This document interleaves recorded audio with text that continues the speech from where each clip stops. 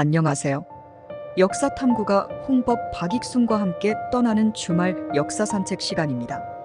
지난주에는 소롱강경파이며 나주계 서사건의 주모자인 윤지에 관한 역사 산책을 해봤는데, 이번 주에는 사도세자의 장인 홍봉안에 관한 역사 산책을 해보기로 하겠습니다.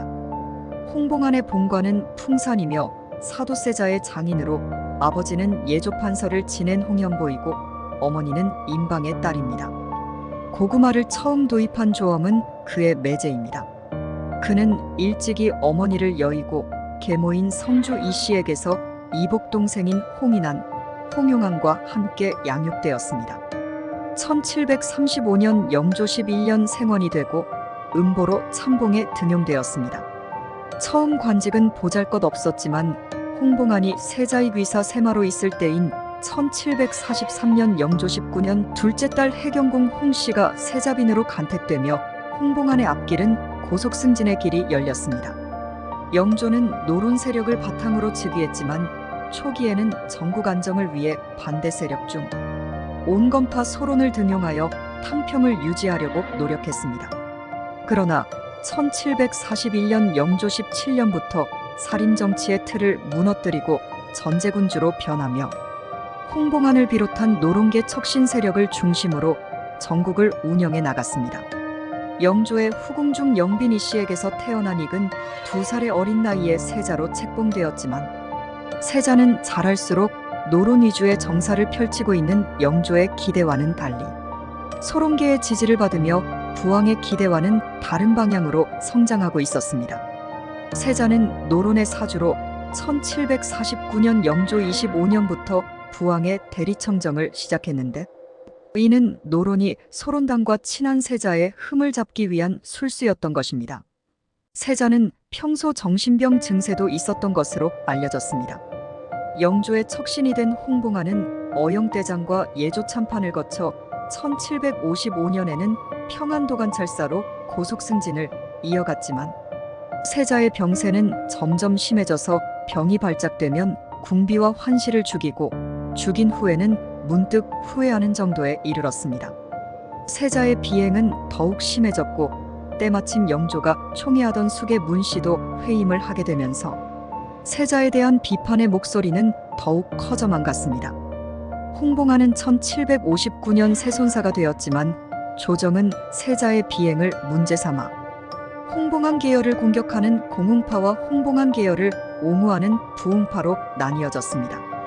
이쯤 되자 홍봉안도 사위인 세자를 계속 비호하다가는 노론 내에서의 입지가 크게 흔들리고 자칫 잘못하면 자신의 가문은 물론이고 어린 세손에게까지 화가 미칠 것을 걱정하게 되었습니다. 다만 위태로운 세자의 처지를 동정하고 적극적으로 세자를 보호하고 나선 것은 홍봉안이 아니라 영의정 이종성을 비롯한 소론 세력들이었지만, 1761년 세자가 평양으로 원정과 유희를 벌인 사건으로 노론계 정승 이천보와 민백상 등이 자살하는 소동마저 벌어졌습니다.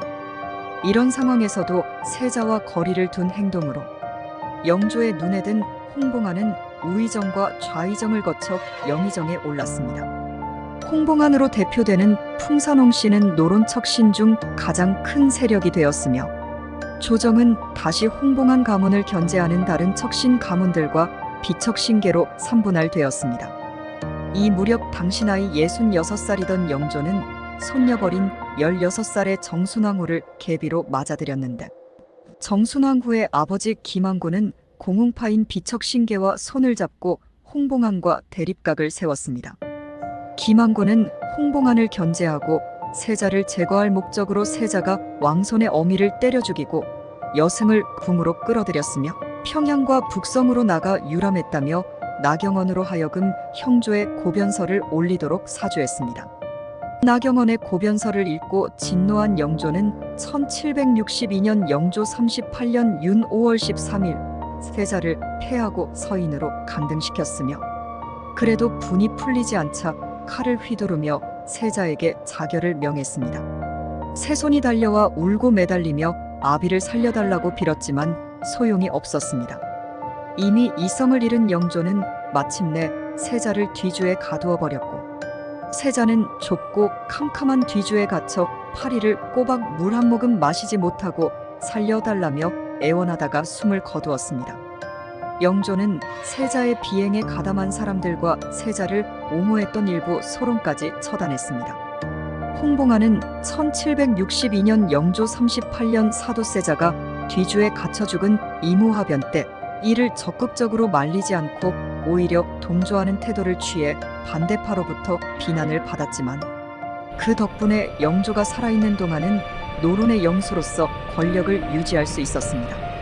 그러나 공웅파들은 1771년 영조 47년에 홍봉안이 사도세자의 아들인 세손 대신 영조의 서자인 은신군을 왕으로 추대하려고 했다며 홍봉안에 대한 공격의 수위를 높였습니다.